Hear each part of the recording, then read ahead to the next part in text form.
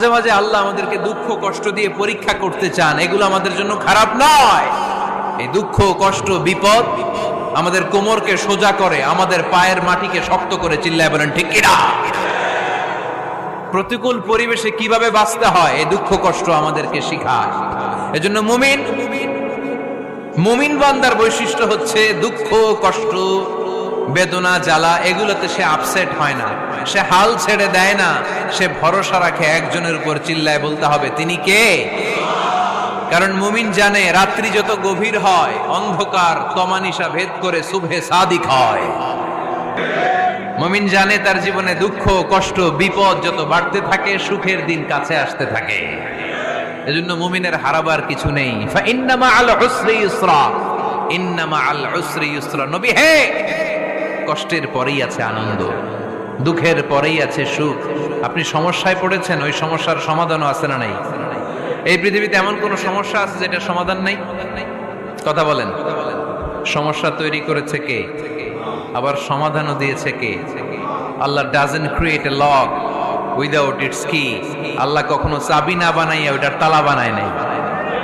কথা কন। তালাও যেহেতু আছে, ওই তালার চাবিও বানিয়েছে কে? মা আনজালাল্লাহু দাআন ইল্লা আনজালাল্লাহু লাহু শিফা। আল্লাহ দুনিয়ায় এমন কোন রোগ পাঠায় নাই যেই রোগের ঔষধ বানায় নাই, এমন কোন রোগ নাজিল করে নাই যেই রোগের কোন চিকিৎসা বানায় নাই, হয়তো সেটা আবিষ্কার হয় নাই। অনেকে ক্যান্সারের কথা বলতে পারেন যে হুজুর ক্যান্সার এমন রোগ, এই ক্যান্সার তার নাই কোনো অ্যানসার, কিন্তু বিজ্ঞানীরা বলতেছে এটারও অ্যানসার আবিষ্কৃত হচ্ছে। সুবহানাল্লাহ কইবেন না? কিছু কিছু ক্ষেত্রে হয়েও গিয়েছে। এজন্য দুঃখের পরেই আছে সুখ, কষ্টের পরেই আছে আনন্দ। এই দুনিয়াটাই এরকম, কষ্টের পরই আনন্দ। দেখবেন তারাবির নামাজ 20 রাকাত পড়তে কষ্ট লাগে না? কোমরে ব্যথা, হাঁটুতে ব্যথা, কিন্তু 20টা রাকাত যখন শেষ করে মসজিদ থেকে বের হই একটা আনন্দ আছে না নাই? কষ্ট করে পরীক্ষার জন্য প্রিপারেশন নিলেন আপনি কয়েক মাস, কিন্তু ফলাফল যখন ভালো হয় তখন একটা আনন্দ আছে না নাই? সারাদিন রোজা রাখলেন রমজানে, কি কষ্ট, তৃষ্ণায় গলা ফেটে যায়, কিন্তু ইফতারির সময় যখন রুহাবজা শরবতটা খাই কেমন লাগে? একটা আনন্দ আছে না নাই? এজন্য আল্লাহ বললেন ফাইন্না মাআল উসরি ইউসরান, ইন্না মাআল উসরি ইউসরা। ও নবী, কষ্টের দিন মক্কায় অল্প কিছু দিন, মদিনাতে আনন্দের দিন অপেক্ষা করছে। আমাদের জীবনে যদি দুঃখ কষ্ট আসে আমরা ধৈর্য ধরবো, তাওয়াক্কুল করবো একজনের উপর, তিনি কে? কারণ আমরা বিশ্বাস করি কষ্টের দিন এটা চিরকালের জন্য নয়, সামনে আনন্দের দিন আমাদের জন্য সেট করে রেখেছে কে? বিপদে পড়লেই ডাকবো কারে? আমাদের অসুস্থতাকে সুস্থতায় পরিণত করে দিতে পারে কে? চাকরির জন্য পাগল পারা, চাকরি নাই, চাকরির ব্যবস্থা করে দিতে পারে কে? বিদেশে যেতে মনে চায়, পাসপোর্ট দিয়ে রেখেছি, ভিসা নাই, ভিসা লাগায় দিতে পারে কে? কিন্তু আমরা দুঃখ কষ্ট বেদনা কিছু একটা হইলেই সবার আগে আল্লাহরে শেয়ার করার আগে ফেসবুকে শেয়ার মেরে দিই। আছে না নাই? আপনাদের ফেসবুকে অ্যাকাউন্ট আছে নাকি?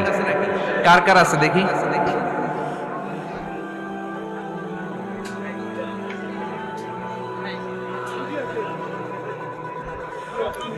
আছে আছে।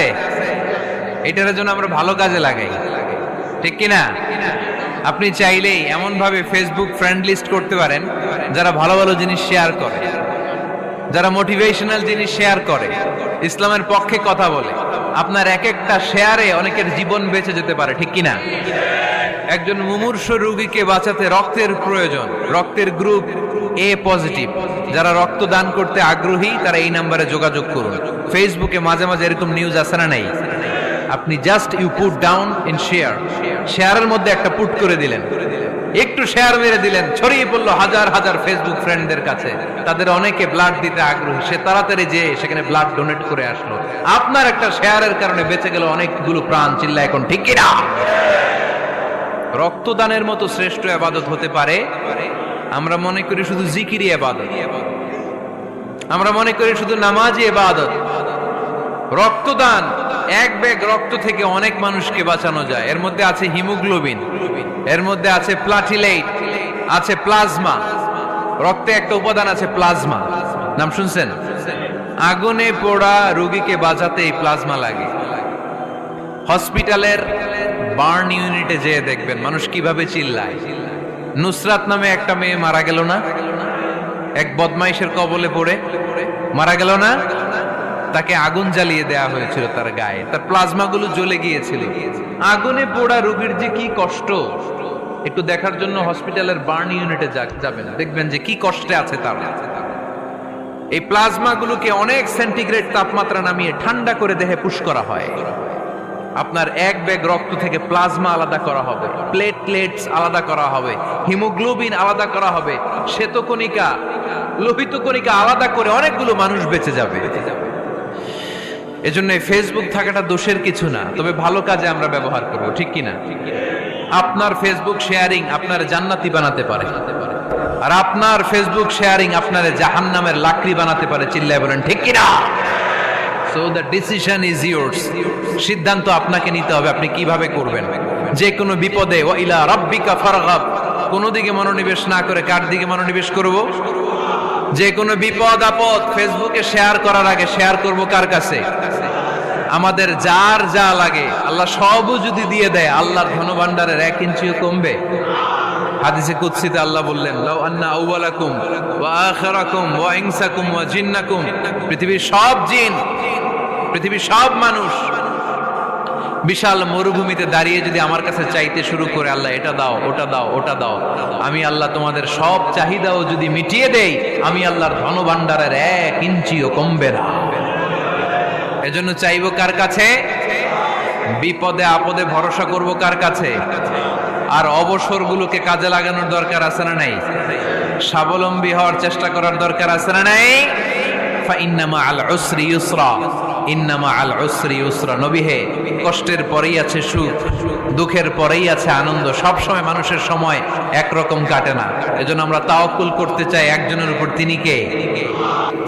আল বাদরু আলাইনা মিন সানিয়াতিল ওয়াদা ওয়াজাবা শুকরু আলাইনা মাদা লিল্লাহি দা আইয়ুহাল মাবউসু ফিনা জিতা মিন আমরিল মুতা জিতা শারাফতাল মাদিনা মারহাবান ইয়া খায়র।